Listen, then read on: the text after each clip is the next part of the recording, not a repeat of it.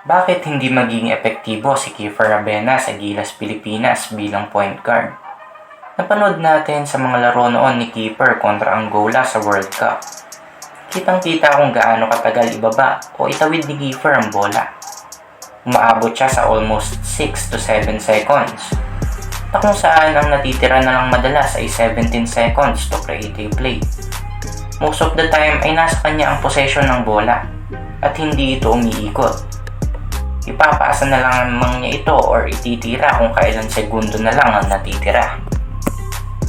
Puro din siya ISO sa mga play na iyon. Sa katotohanan, siya ang dahilan kung bakit natalo ang Gilas kontra Angola. Dahil ito sa kanyang ball dominant na hindi naman nagko-contribute na maayos sa kanyang team. May isang play pa nga na crucial seconds na lang natitira. Hinihingi pa niya ang bola kaysa to create space to his teammates. Mabuti na lang at hindi ito sa kanya pinasa at nasa pool ni CJ Perez ang tres. Paulit-ulit lamang itong nangyari.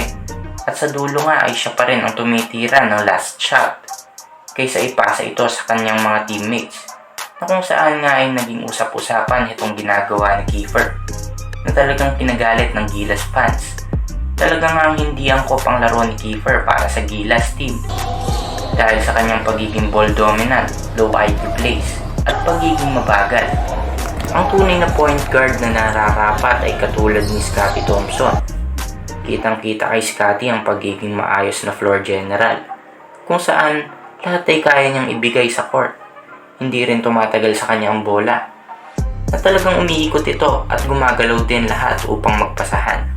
Kapag magaling talaga ang point guard, ay mas magkakaroon ng great ball movement na magko-contribute into good shots at puntos. Kaya para sa aming opinion ay hindi karapat-dapat na mapili si Kiefer sa Final 12. Dahil hindi siya magaling sa floor general, ball handler, spot-up shooter, ISO player, at shot creator. Kung kaya't di natin alam kung ano ang maiko-contribute niya kapag naisama siya sa Final 12. Sa huling tune-up game nga ng Gilas kontra Ivory Coast ay kita pa din ang pagiging ball dominant ni Kiefer at mabagal na pagbaba ng bola. Sa katunayan, 0-3 siya sa field at may 1 assist, 1 turnover at 2 fouls. Naway mapili nga ang karapat-dapat para sa Gilas. Yun lang, kami ang Basketball Talks Duo. Please like, comment, and share.